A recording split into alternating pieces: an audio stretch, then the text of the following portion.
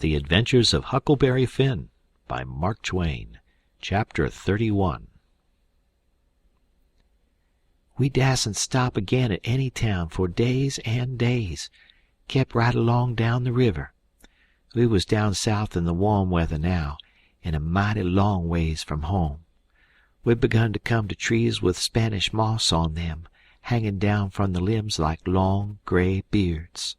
It was the first I ever see it growing, and it made the woods look solemn and dismal. So now the frauds reckoned they was out of danger, and they begun to work the villages again. First they done a lecture on temperance, but they didn't make enough for them both to get drunk on. Then in another village they started a dancing school, but they didn't know no more how to dance than a kangaroo does. So the first prance they made, the general public jumped in and pranced them out of town.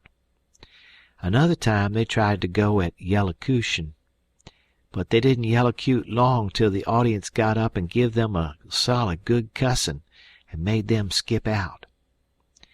They tackled missionarying and mesmerizing and doctoring and telling fortunes and a little everything, but they couldn't seem to have no luck. So at last they got just about dead broke, and laid about the raft as she floated along, thinking and thinking, and never saying nothin', by the half a day at a time, and dreadful blue and desperate.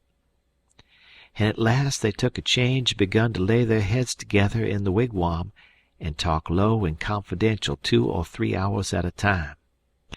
Jim and me got uneasy. We didn't like the look of it. We judged they was studying up some kind of worse deviltry than ever.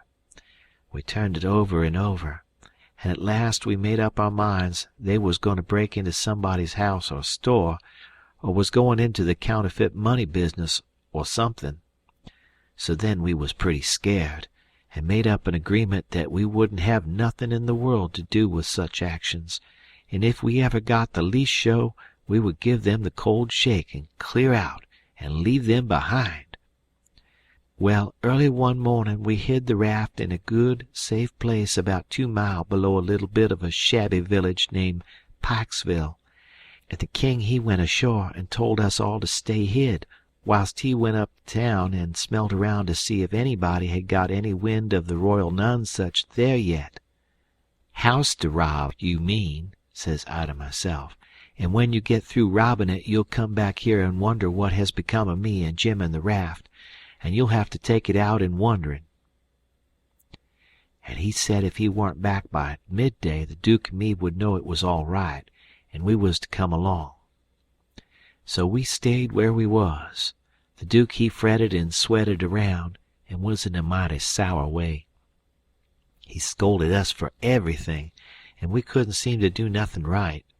He found fault with every little thing. Something was a brewin', sure. I was good and glad when midday come and no king. We could have a change anyway, and maybe a chance for the chance on top of it. So me and the Duke went up to the village and hunted around there for the king. And by we found him in the back room of a little low doggery, very tight, and a lot of loafers bullyragging him for sport, and he a cussin' and a threatenin' with all his might, and so tight he couldn't walk, and couldn't do nothin' to them. The Duke he begun to abuse him for an old fool, and the king begun to sass back, and the minute they was fairly at it I lit out and shook the reefs out of my hind legs, and spun down the river road like a deer, for I see our chance, and I made up my mind that it would be a long day before they ever see me and Jim again. I got down there all out of breath but loaded up with joy, and sung out, "Set her loose, Jim, we're all right now." But there warn't no answer, and nobody come out of the wigwam. Jim was gone. I set up a shout, and then another one, and run this way and that in the woods, whooping and screeching, but it warn't no use. Old Jim was gone. Then I set down and cried. I couldn't help it, but I couldn't set still long. Pretty soon I went out on the road, trying to think what I better do, and I run across the boy walking, and asked him if he'd seen a strange nigger dressed so-and-so, and he says, "Yes." "Whereabouts?" says I. "Down to Silas Phelps' place, 2 mile below here. He's a runaway nigger, and they've got him. Was you looking for him?" "You bet I ain't. I run across him in the woods about an hour or two ago, and he said if I hollered he'd cut my livers out, and told me to lay down and stay where I was, and I done it. Been there ever since, afeard to come out." "Well," he says, "you needn't be afeard no more, because they've got him. He run off from down south somewheres." "It's a good job they got him." "Well, I reckon. There's $200 reward on him. It's like picking up money out of the road." "Yes, it is, and I could have had it if I'd been big enough. I see him first. Who nailed him?" "It was an old feller, a stranger, and he sold out his chance in him for $40, because he's got to go up the river and can't wait. Think of that now. You bet I'd wait if it was 7 year." "That's me every time," says I. "But maybe his chance ain't worth no more than that if he'll sell it so cheap. Maybe there's something ain't straight about it." "But it is, though, straight as a string. I see the handbill myself. It tells all about him, to a dot. Paints him like a picture. Tells the plantation he's from, below New Orleans. No siree, Bob, there ain't no trouble about that speculation, you betcha. Say, gimme a chaw of tobacco, won't you?" I didn't have none, so he left. I went to the raft and set down in the wigwam to think. But I couldn't come to nothin'. I thought till I wore my head sore, but I couldn't see no way out of the trouble. After all this long journey, and after all we'd done for them scoundrels, here it was all come to nothin', and everything all busted up and ruined, because they could have the heart to serve Jim such a trick as that, and make him a slave again all his life, and amongst strangers too, for $40 dirty. Once I said to myself it would be 1,000 times better for Jim to be a slave at home where his family was, as long as he got to be a slave, and so I better write a letter to Tom Sawyer and tell him to tell Miss Watson where he was. But I soon give up that notion for 2 things. She'd be mad and disgusted at his rascality and ungratefulness for leaving her, and so she'd sell him straight down the river again. And if she didn't, everybody naturally despises an ungrateful nigger, and they'd make Jim feel it all the time. And so he'd feel honor and disgraced. And then think of me. It would get all around that Huck Finn helped a nigger to get his freedom, and if I was ever to see anybody from that town again I'd be ready to get down and lick his boots for shame. That's just the way. A person does a low-down thing, and then he don't want to take no consequences of it. Thinks as long as he can hide it ain't no disgrace. That was my fix exactly. The more I studied about this, the more my conscience went to grinding me, and the more wicked and low down and ornery I got to feeling. And at last, when it hit me all of a sudden that here was the plain hand of Providence slapping me in the face and letting me know my wickedness was being watched all the time from up there in heaven, whilst I was stealing a poor old woman's nigger that hadn't ever done me no harm, and now was showing me there's one that's always on the lookout, and ain't a-going to allow no such miserable doin's to go only just so fur and no further. I 'most dropped in my tracks, I was so scared.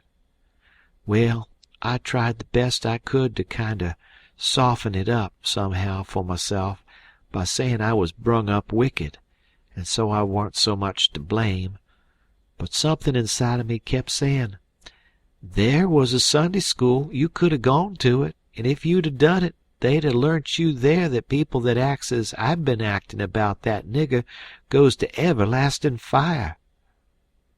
It made me shiver, and I about made up my mind to pray and see if I couldn't try to quit being the kind of a boy I was and be better. So I kneeled down. But the words wouldn't come. Why wouldn't they?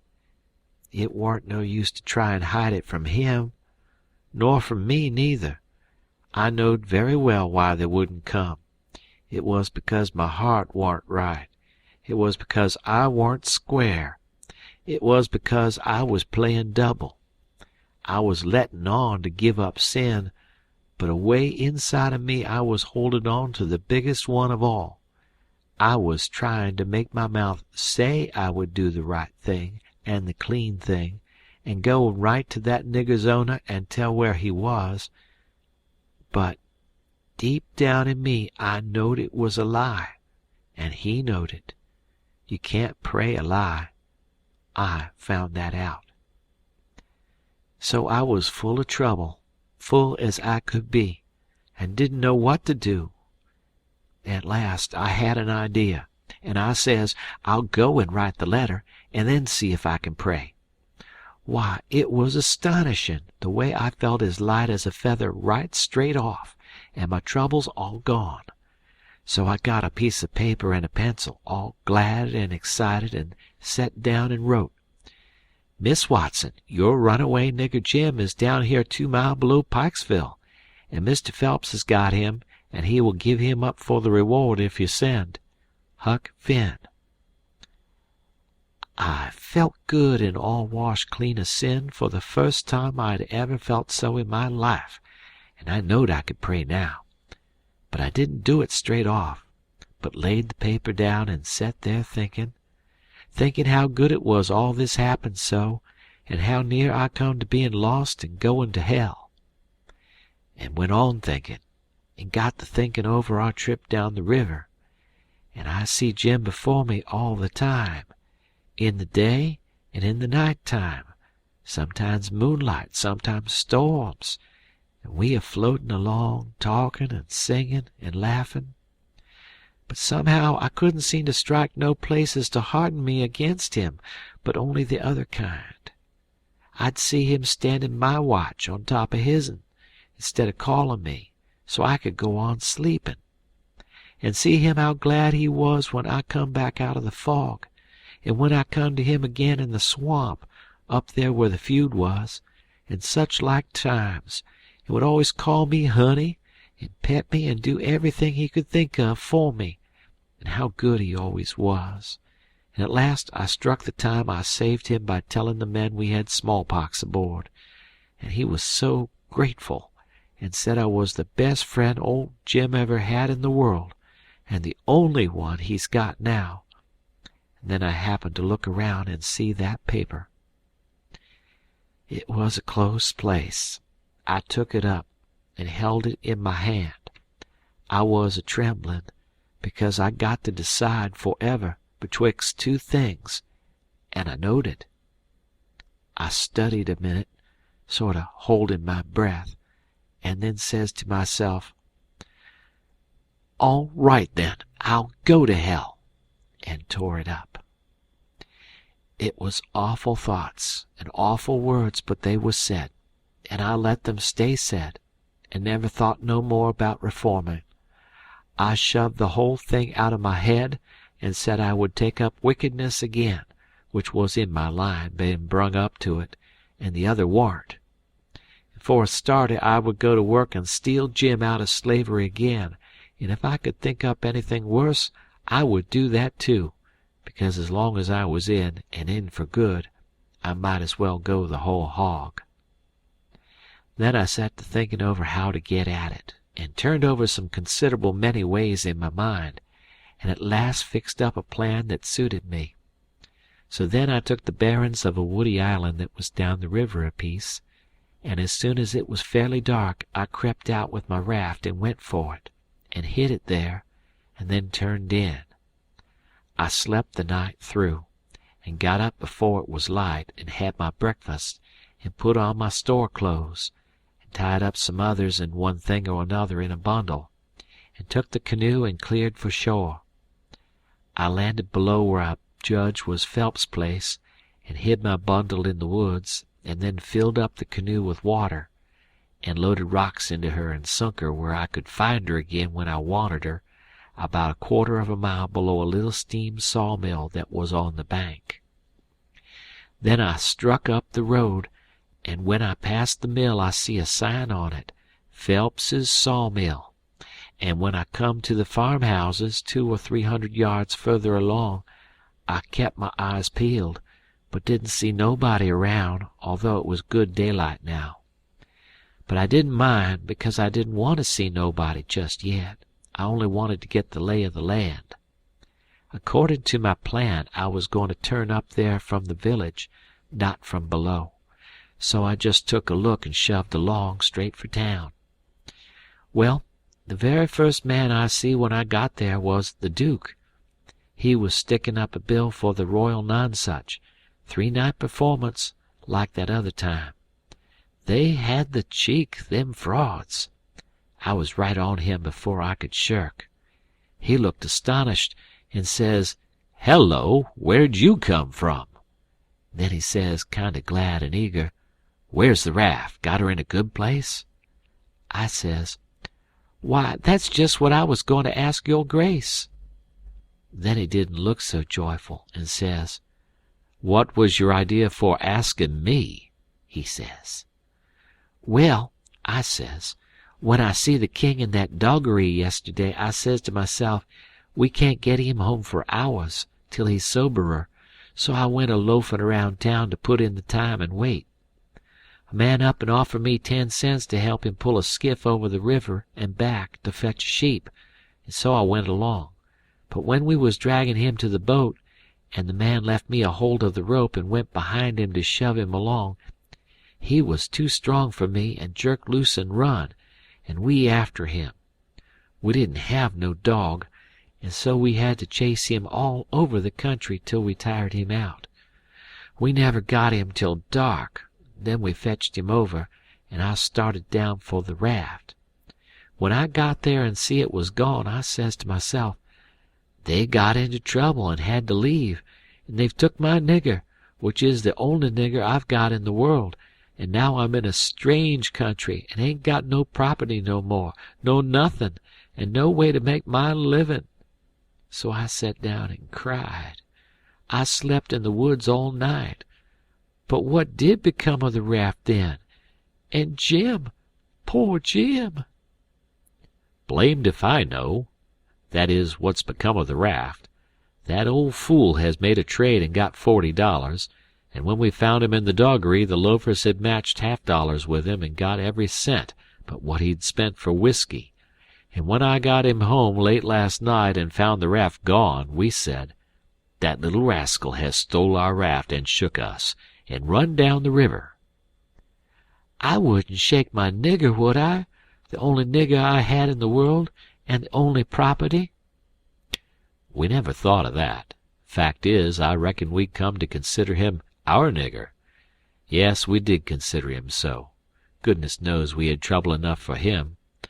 So when we see the raft was gone and we flat broke, there wa'n't anything for it but to try the Royal Nonsuch another shake. And I've pegged along ever since, dry as a powder horn. Where's that 10 cents? Give it here." I had considerable money, so I give him 10 cents, but begged him to spend it for something to eat and give me some, because it was all the money I had, and I hadn't had nothing to eat since yesterday. He never said nothing. The next minute he whirls on me and says, "Do you reckon that nigger would blow on us? We'd skin him if he done that." "How can he blow? Ain't he run off?" "No. That old fool sold him, and never divided with me, and the money's gone." "Sold him?" I says, and begun to cry. "Why, he was my nigger, and that was my money. Where is he? I want my nigger." "Well, you can't get your nigger, that's all, so dry up your blubberin'. Looky here, do you think you'd venture to blow on us? Blamed if I think I'd trust you. Why, if you was to blow on us—" He stopped, but I never see the Duke look so ugly out of his eyes before. I went on a-whimperin' and says, "I don't want to blow on nobody, and I ain't got no time to blow nohow. I got to turn out and find my nigger." He looked kind of bothered, and stood there with his bills fluttering on his arm, thinking, and wrinkling up his forehead. At last he says, "I'll tell you something. We got to be here 3 days. If you'll promise you won't blow and won't let the nigger blow, I'll tell you where to find him.' So I promised, and he says, 'A farmer by the name of Silas F—' And then he stopped. You see, he started to tell me the truth, but when he stopped that way and begun to study and think again, I reckon he was changing his mind. And so he was. He wouldn't trust me. He wanted to make sure of having me out of the way the whole 3 days. So pretty soon he says, 'The man that bought him is named Abram Foster, Abram G. Foster, and he lives 40 mile back here in the country, on the road to Lafayette.' 'All right,' I says. 'I can walk it in 3 days, and I'll start this very afternoon.' 'No, you won't. You'll start now, and don't you lose any time about it, neither, nor do any gabbling by the way. Just keep a tight tongue in your head and move right along, and then you won't get into trouble with us, do you hear?' That was the order I wanted, and that was the one I played for. I wanted to be left free to work my plans. 'So clear out,' he says, 'and you can tell Mr. Foster whatever you want to. Maybe you can get him to believe that Jim is your nigger. Some idiots don't require documents. Leastways, I've heard there's such down south here. And when you tell him the handbill and the reward's bogus, maybe he'll believe you when you explain to him what the idea was for getting him out. Go 'long now, and tell him anything you want to, but mind you don't work your jaw any between here and there.' So I left, and struck for the back country. I didn't look around, but I kinder felt like he was watching me. But I knowed I could tire him out at that. I went straight out in the country as much as a mile before I stopped. Then I doubled back through the woods towards Phelps's. I reckoned I better start in on my plans straight off without fooling around, because I wanted to stop Jim's mouth till these fellows could get away. I didn't want no trouble with their kind. I'd seen all I wanted to of them, and wanted to get entirely shut of them. End of chapter.